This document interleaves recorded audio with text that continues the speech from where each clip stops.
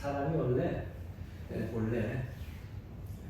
합리적인 이론만 가지고 살아가는 것은 아닙니다. 때로는 알고 행하기도 하고 때로는 모르고 행하기도 합니다. 그래서 비교해 말하면 알고 행하는 일은 사실 불과 몇 가지 아니에요. 우리가 모르고 행하는 일들이 훨씬 더 많다는 겁니다. 우리 이렇게 보게 되면 이제 이제 다이는 지금 이제 아직 모를 거예요.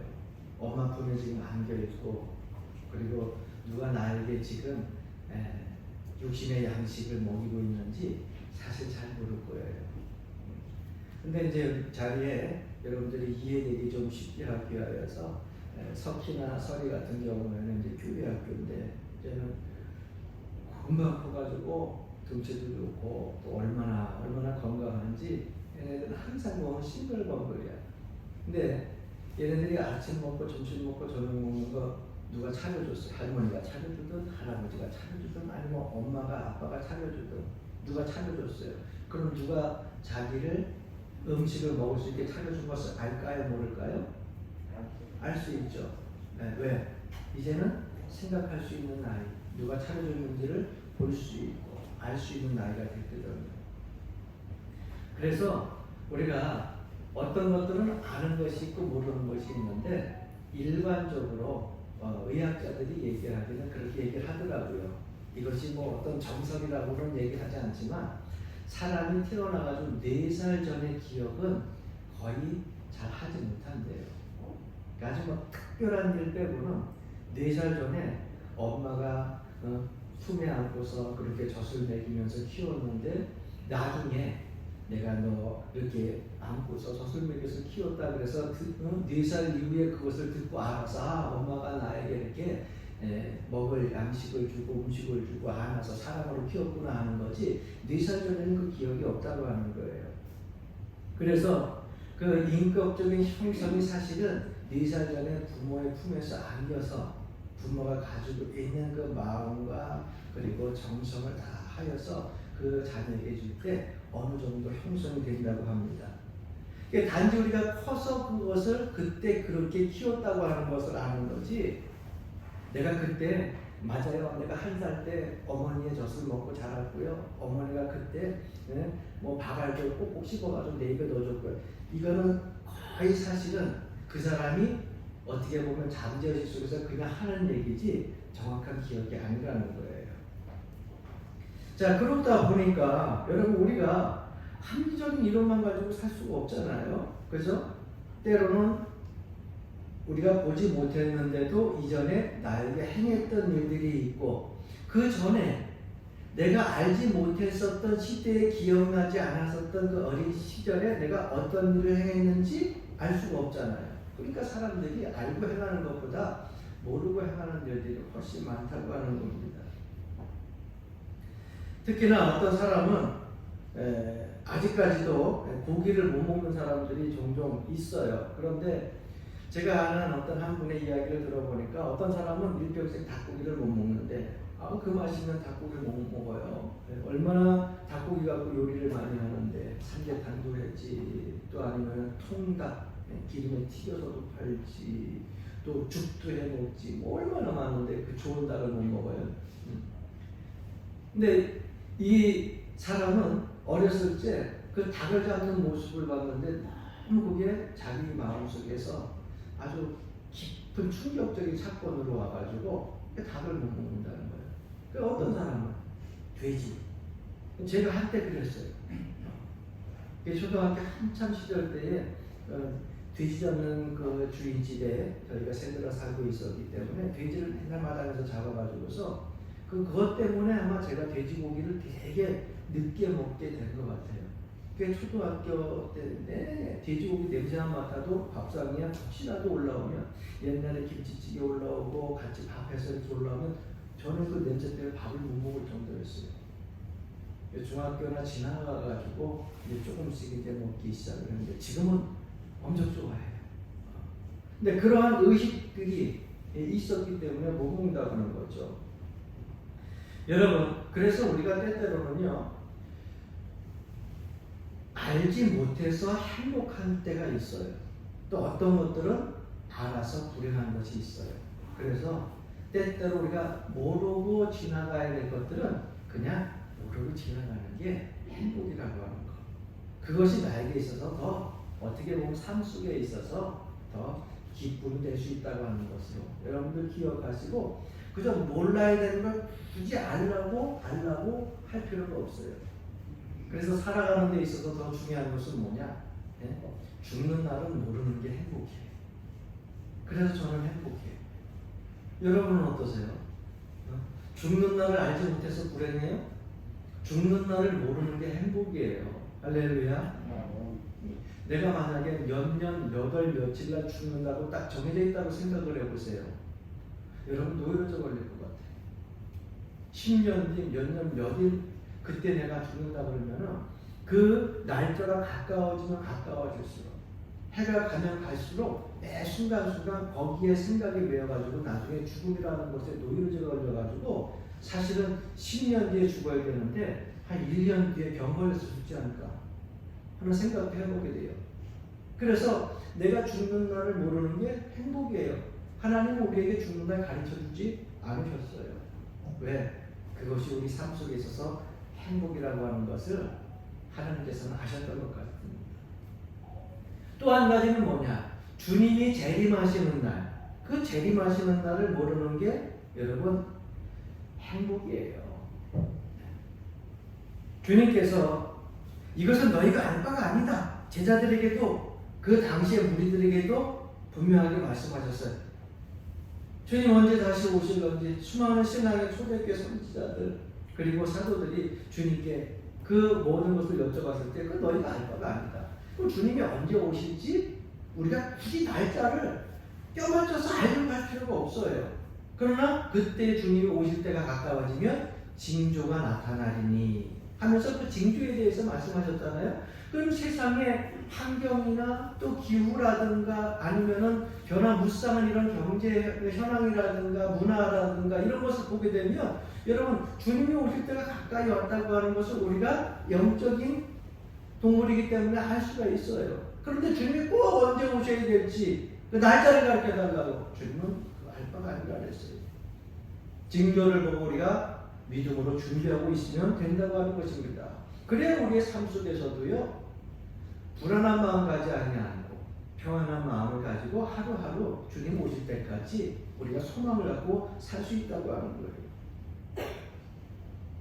그래서 우리가 삶 속에서 여러분 때때로는 이론만 가지고서 자고 그 이론 가지고서 사람이 살아가야 되고 이치를 따져서 살아가야 된다고 하는데 절대 그렇게 살지 못합니다. 각 나라마다 문화와 관습이 있는데요. 그 문화와 관습을 살아온 경험을 여러분 이론과 이치로 완전히 극복할 수 있는 나라는 하나도 없어요. 아무리 서양의 그 좋은 문화들이 우리나라에 들어와도요. 우리나라의 그저 5,000년 역사 속에 내려왔던 그 관습과 문화가요. 서양 문화가 덮어도 없어지지가 않아요. 우리나라 뭐 머리 깎는 거, 상투 자르는 거, 옛날에 한복 입었던 거, 여러분 이런 것들 뭐 서양 문화가 들어오면서 어느 순간 뭐 그냥 스포츠로 머리 싹싹 밀고, 옷도 뭐 서양 양복으로 넥타이로 다 바뀌어지는 것 같지만 그래도 우리나라의 정통 문화가 없어졌어요? 안 없어졌죠. 관습 위에 그것이 들어왔지, 관습과 그리고 전통 위에 들어왔지 그 관습과 전통은요 없어지지가 않아요. 우리나라에 기독교가 들어온 지 100년이 훨씬 넘었는데도 오늘날 여러분 곳곳에 우리가 보는 곳마다 십자가 세워져 있고 4천만 명 중에 1,000만 명 정도로 5천만 명 중에 1,000만 명 정도로 그렇게 많은 기독교인들이 생겼는데도 오늘날 이 시대에도 아직까지 어떤 뭐 가게 개업을 한다든가 사업을 놓고 주식회사를 시작한다든가 하면은 뭐 합니까? 삶은 돼지머리 놓고 거기다가 전하고 그 돼지머리 입에다가 열심히 갖다가 여러분 봉투 꽂아 놓는 거 지금도 보고 있잖아요. 지금도 보고 있잖아요. 요즘에는 TV에서도 가끔 그게 나와. 그러니까 사람들이 이상하게 생각을 하지 않아요. 근데 우리는 그것을 보면서 우상숭배라고 이야기를 하죠. 그거 왜 그렇게 하느냐? 왜 그렇게 하느냐? 여러분 물어볼 필요가 없어요. 그들이 돼지머리 삶아놓고 거기에다가 웃는 거는 지금 얼마 하는지 몰라. 옛날엔 12만원, 찡그린 돼지는 8만원. 가격이 4만원 차이 났는데 이왕이면은 죽을 때도 그렇게 죽어야 돼. 그렇죠? 웃는 돼지 이렇게. 그 거기다가 왜 그 짓 하고 있느냐? 이런 물어볼 필요가 없어요. 그 사람들은 뭐라 그렇게 했어요? 아 우리 주식회사 차렸는데 이제 공장 차렸는데 잘 되게 해달라고 그저 그냥 비는 거야.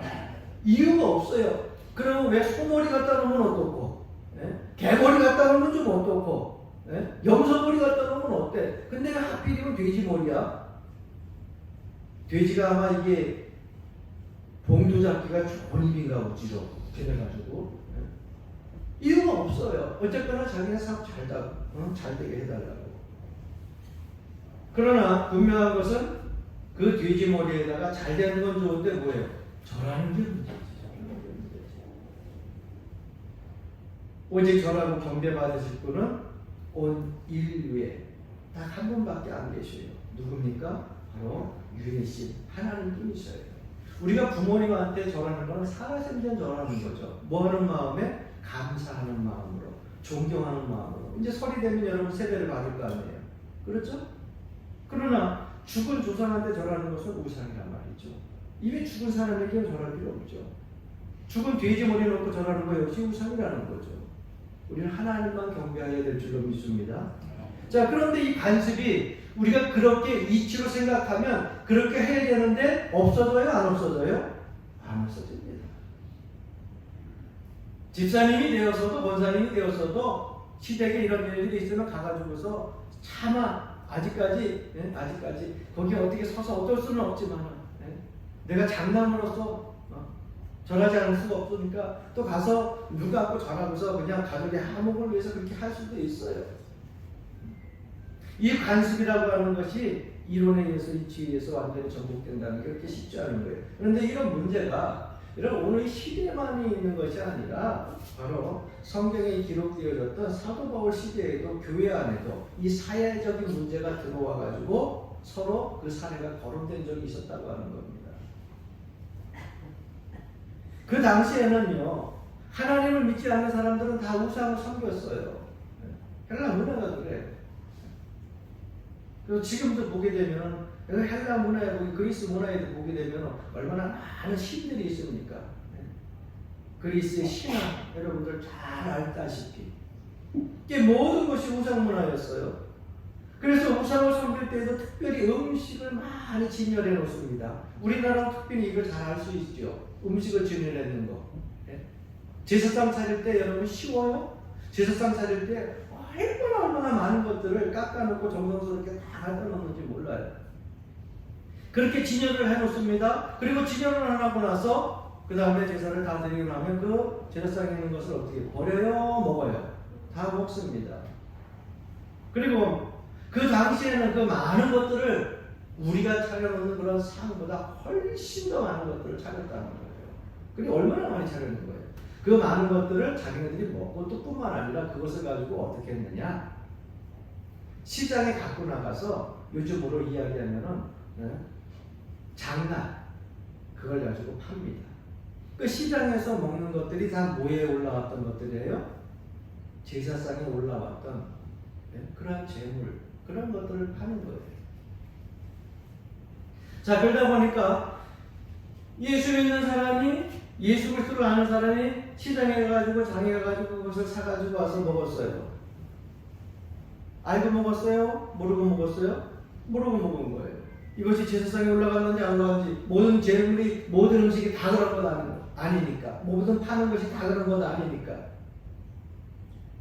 그러나 이론적으로 따지게 되면 어쨌거나 제사상에 올라왔던 것이라 할지라도, 우상 숭배했던 그러한 재물이라 할지라도 우상 자체가 살아있는 신이 아니잖아요. 거짓이잖아요. 그러니까 사실은 없는 그러한 우상에게 드린 것이니까 뭐 재물을 드렸다 해도 뭐 귀신이 먹은 것도 아니고 조상이 와서 먹는 것도 아니고 내가 먹는데 뭐 큰 죄냐. 그저 잘 차려놓은 음식 절하고 난 거, 그 음식 내가 먹는 거니까 못 먹을 것도 없다. 그렇게 생각을 하면 됩니다.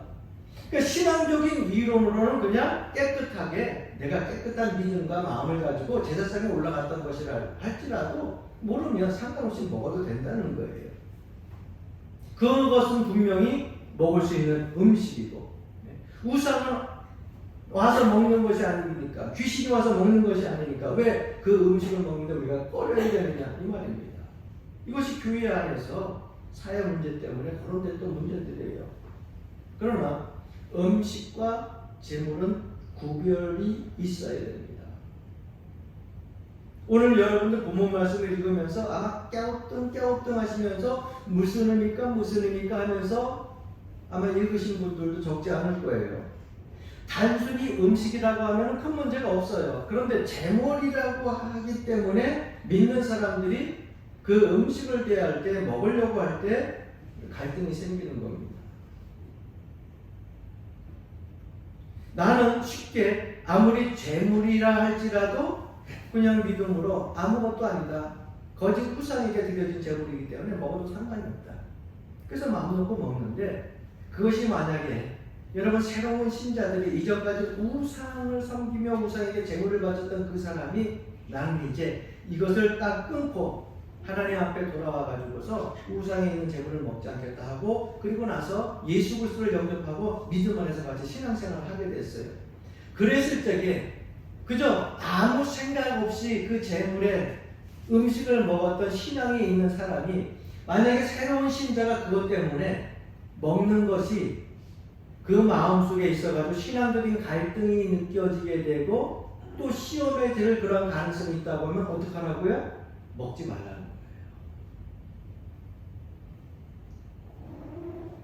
로마서 15장 1절에 보게 되면 믿음이 강한 우리는 마땅히 믿음이 약한 자의 약점을 담당하고 이렇게 말씀하고 있어요.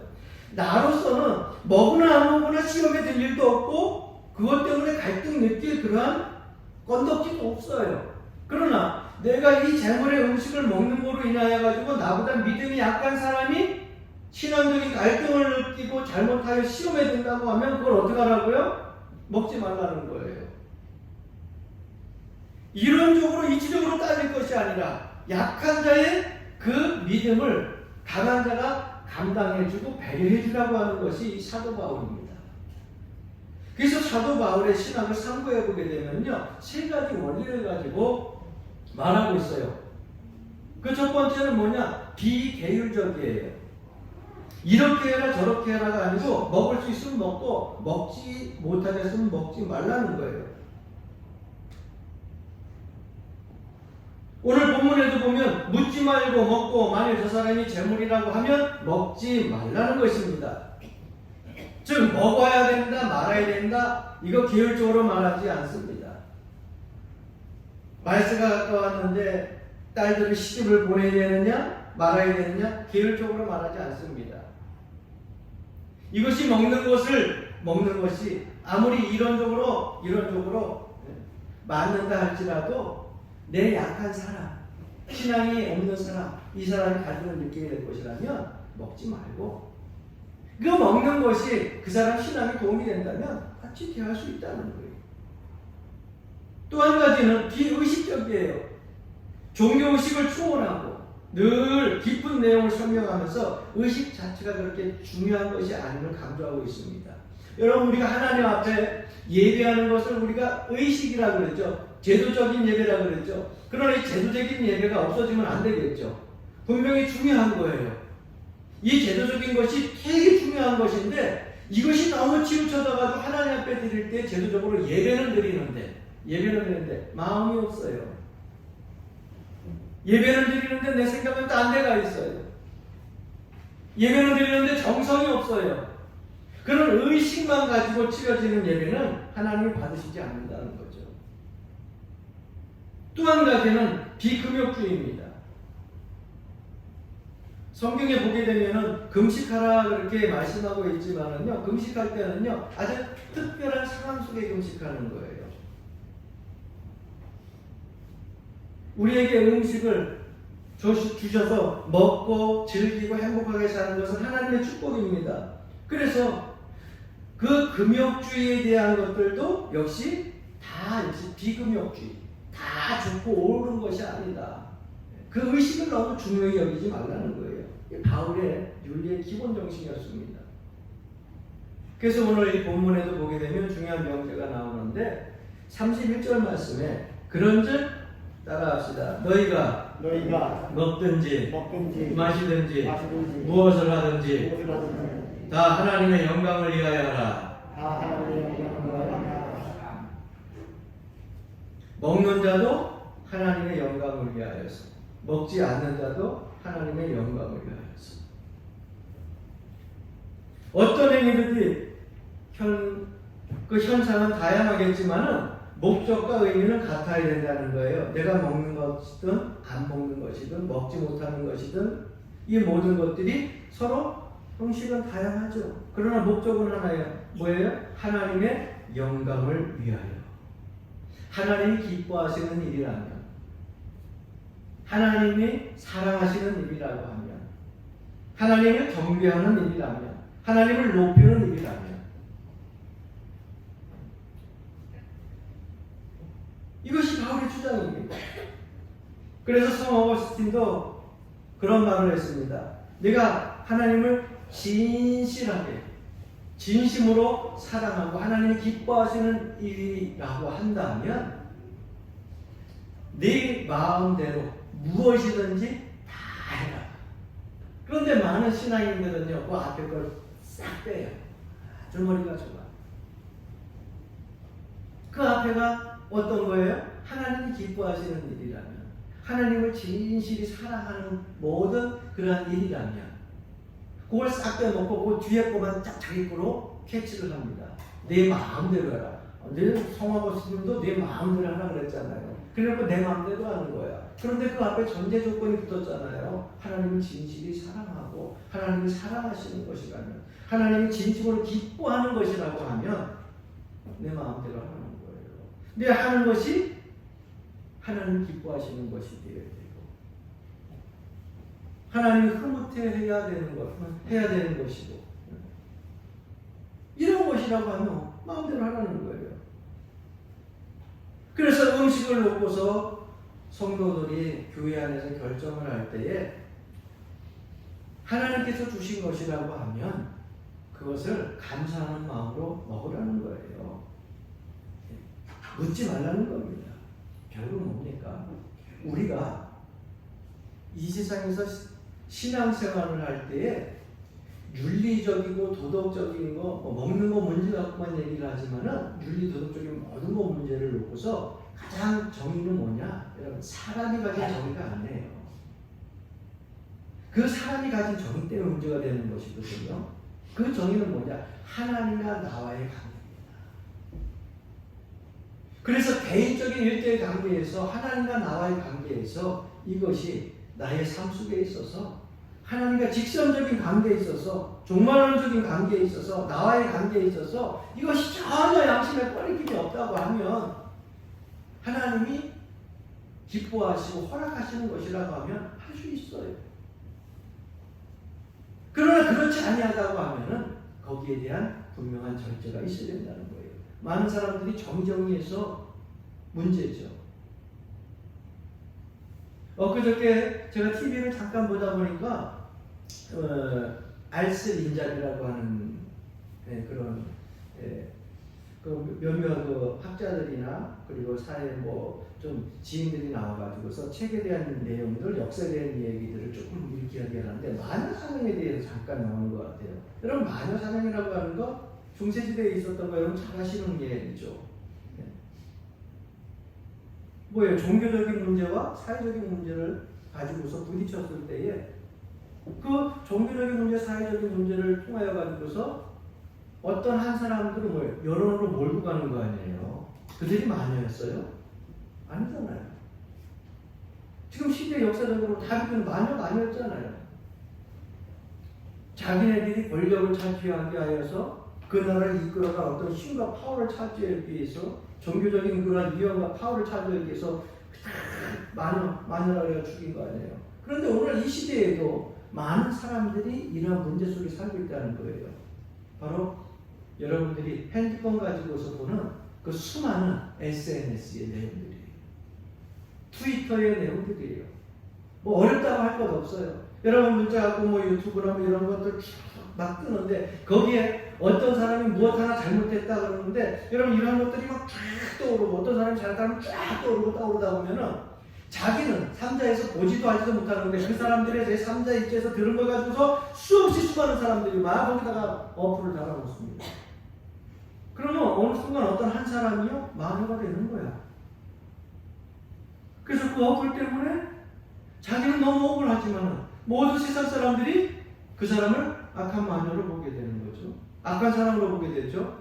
그 악한 어플 때문에 자기를 오해하는 것 때문에 자기는 나쁜 사람이 아닌데 너무 억울하니까 다른 사람들이 길가에 나가도 두려움으로 떨리고 막 그냥 오픈시켜 놓으니까 어느 순간에 자기 스스로 목숨을 끊는 일도 생기는 거예요. 이게 마녀 사냥이에요. 여러분, 우리 기독교인들이 그래서요 스스로 정의롭다고 생각하면 안 돼요. 스스로 내가 진리 안에 산다고 자만해서는 안 돼요.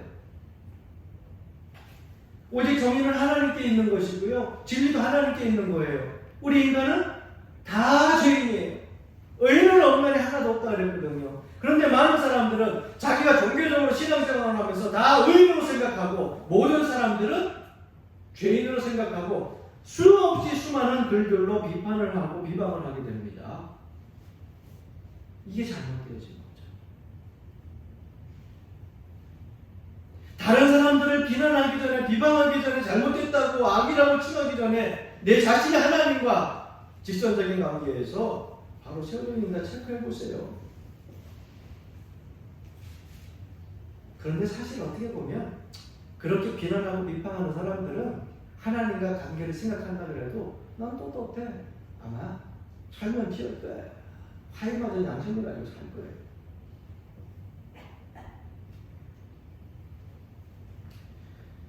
그래서 오늘 23절 말씀에 보게 되면 모든 것이 가하나 모든 것이 유익한 것은 아니요 모든 것이 가하나 모든 것이 덕을 세우는 것이 아니니 이렇게 말씀하고 있어요. 이웃에 대하여서 덕을 끼치라는 것입니다. 해야 되느냐 말아야 되느냐 이것이 하나님과의 관계 속에서 이웃에 대한 관계 속에서 선으로 나타나는 그러한 그 일들이냐 아니냐 이것을 놓고 먼저 우선순위를 어디에 맞추라고요? 하나님이 기뻐하시는가 아니면 이웃이 살아날 수 있는 위로받을 수 있는 소망을 얻을 수 있는 그러한 일들인가 해야 되느냐 말아야 되느냐 이거는 뭐 내가 의로 해야 된다 말아야 된다 아니, 그 사람을 살리는 일이냐 죽이는 일이냐 선이냐 아니냐 그걸 놓고서 먼저 우선순위를 정하고서 꼭 이치를 가지고 이것은 이렇게 하면 안 돼 저렇게 하면 돼 이렇게 하지 말고 여러분 이치를 뛰어넘는 것이요 간섭이에요. 그 사람을 살리는 방향이라고 하면 그 사람이 죄악에서 건질받는 일이라고 하면 시험을 견디고 이겨내는 일이라고 하면 어떻게 하라고요? 거기에 맞춰서 할렐루야. 그래서 할 수 있는 일이지만 해서는 안 될 일을 하면 하지 말라는 겁니다. 내가 아무리 진리 안에서 자유해도 이 자유함이 다른 사람들에게 있어서 거침이 된다고 하면은 하면 안 된다는 거예요.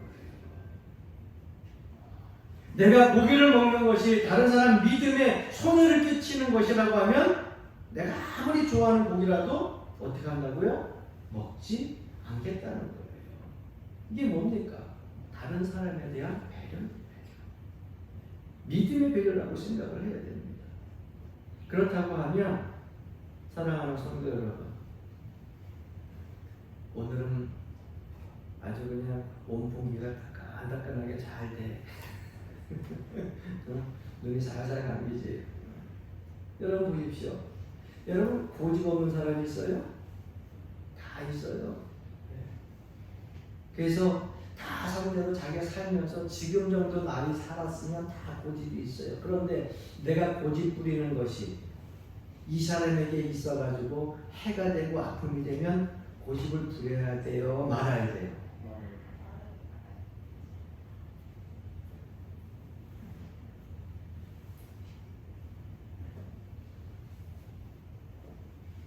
석희가 말을 못하고 마스크 썼다고 뒤에서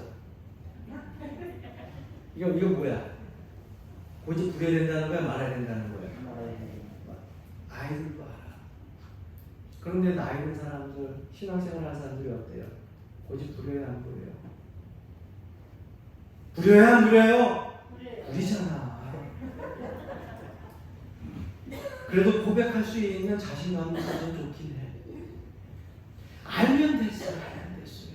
그러나 그것이 남에게 있어가지고 손해를 끼치는 일이고, 남에게 있어서 상처가 되는 일이고, 교회 안에서 신앙생활을 할 때 하나님이 기뻐하시지 않은 일이라 한다면, 가정에서도 기뻐하시지 않는 일이라고 한다면 해야 돼요, 하지 말아야 돼요?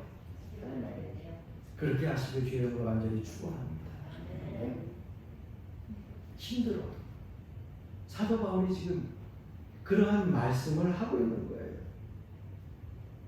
고린도전서 9장 19절에 보면 스스로 모든 사람에게 종이 된 것은 더 많은 사람을 얻고자 함이라, 이렇게 말씀하고 있거든요. 그러니까 내 부요함이 다른 사람들에게 상처가 되면 나는 가난한 사람들처럼 가난하게 되겠다는 거예요. 내가 건강해가지고 아픈 사람들에게서는 너무 큰 실망과 좌절이 되면 나도 육신에 병이 걸려서 아끼겠다는 거예요. 아픈 자와 약한 자와 소외된 자와 같이 하겠다는 거예요. 이게 믿음의 사람들의 배려의 모습이고 사도 바울은 그렇게 하겠다는 거예요. 네? 그래서 내가 가난해짐으로 말미암아서 그 가난했던 사람이 구원을 받겠다, 구원을 받을 수 있다 그러면 나 가난해지겠다는 거예요.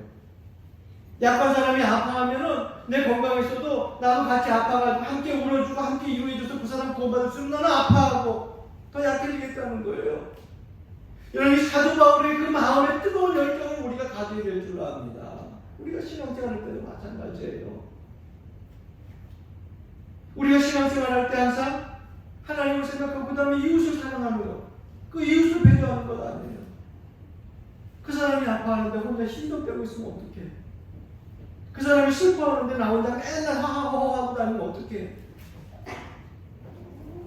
아파하고 이거예요. 그가 아파하면서 눈물을 흘릴 때 하나님 앞에 나와가지고 그의 아픔을 놓고 회복시켜달라고 눈물로 기도해야 되는 것이 우리 믿음의 성도들의 모습 아니겠어요?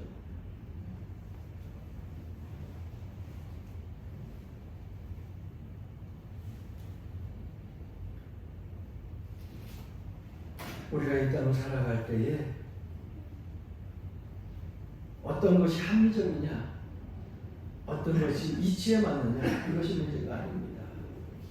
오늘 말씀 제목 한번 따라해 봅시다. 묻지 말고 먹어라. 말씀이 육신이 되어서 이 땅에 오신 예수님, 그분이 우리의 죄를 짊어지시고 십자가에 못 박혀 돌아가셨기에 그분을 나의 구주로 믿고 영접하고 우리가 이 땅에서 성령의 은혜로 회개하면 저 천성에 갈 수 있다. 이치를 생각하고 합리적인 이론을 자꾸 생각을 하고 여러분 믿을 수 있어요? 믿을 수가 없죠. 어떻게 말씀이 육신이든 말씀이 사람이 되어서 이 땅에 오셔? 여러분 합리적으로 이해가 돼요? 이해하려고 하지 말라는 거죠. 어떻게 하나님의 오묘한 섭리를 다 이해할 수 있어요? 묻지 말고 먹어라. 이 땅에 오신 예수 그리스도를 통하여서 우리가 구원받고 천국에 간다고 하니 사실 우리가 세상적인 그러한 지혜를 가지고 알 수는 없지만 성령께서 우리에게 은혜 주시면 깨달아지고 알게 되고 믿게 되잖아요. 그러니까 오직 믿음으로 그저 묻지 말고 먹으라. 믿음으로 가지고 그 여호와 하나님을 섬기고 예수 그리스도의 그 십자가 짊어지신 그 제자의 길을 우리가 믿음으로 따라가라는 거예요. 후에 생명의 멸류관이요 아니면 의의 멸류관이 씌어질지 안 씌어질지 모르지만 말씀에 기록되어져 있고 그분의 생애 동안에 거짓말한 적이 없고 그분이 말씀하신 것이 안 이루어진 것이 없으니까 이것도 훗날 반드시 이루어질 것이라고 하는 것을 믿음을 가지고 묻지 말고 가라는 거예요. 그래서 내가 여러분들에게 한번 말씀드렸죠. 이 성호 버스틴이 삼위일체 교리가 도대체 이해가 되지 않아가지고서 매일 그거 어떻게 성부 하나님, 성자 예수님, 성령, 성령님 이 삼위일체 어떻게 세 사람이 한 사람이 되고 세 분이 한 분이 되고 이게 이해가 안 되는 거예요. 성경을 많이 공부를 해도 사람의 머리를 가지고 아무리 지어식을 다 모아도 삼위일체 이해가 안 되는 거예요. 오늘 바닷가를 거리는데 조그만 어린아이가 요만한 조개 껍데기를 가지고서 큰 모래웅덩이를 파놓고 거기에다가 계속해서 물을 갖다가 불두래. 모래웅덩이에다가 요만한 조개 껍질 가지고 바가지도 아니고. 그래서 얘하고 뭐하냐 그랬더니 바닷물을 퍼내는 중이에요. 언제까지? 얼마만큼? 이 바닷물이 마를 때까지 바닷물을 다 퍼낼 거예요. 어린아이 모습에서는 다 퍼질 것 같은데 성 어거스틴이 어른이 봤을 때 그 모습을 보니 얼마나 어리석을까? 얼마나 한심한가? 그런데 하나님께서 그때 성 어거스틴에게 그 상황을 보고 깨달음을 주신 거예요. 내가 성부, 성자, 성령, 세 하나님 삼위일체를 가지고서 이거를 내가 지식과 지혜를 모아가지고서 내가 어떻게든지 합리적으로 이쪽으로 깨달으려고 하는데 이런 쪽으로 세워보려고 하는데 돼요 안 돼요? 안 된다. 삼위일체 하나님 세 분이 하나님, 성부, 성자, 성령 하나님이 세 분이 하나님이다. 그렇다고 하면 성경에 있는 그 있지 삼위일체라고는 말이 안 나오지만은 신학적으로 그런 말들이 쭉 성경을 읽다 보면 이 삼위일체구나 라고 하는 걸 알게 되니까 그냥 믿으라는 거야. 합리적으로 논리적으로 따지지 말고 그리고서 그 후로는 더 이상 삼위일체에 대해 가지고서 합리적으로 이런 거로 따지지 않고 오직 믿음으로 성부 하나님, 성자 하나님, 성령 하나님 그분이 다 한 분이고 중요한 것은 그분이 우리를 죄에서 구원하여 주시기 위하여서 우리를 사랑하시고 우리를 보호하시고 우리를 인도하시고 우리를 지키시고 우리와 함께 동행하신다고 하는 사실을 믿게 되었다는 거죠.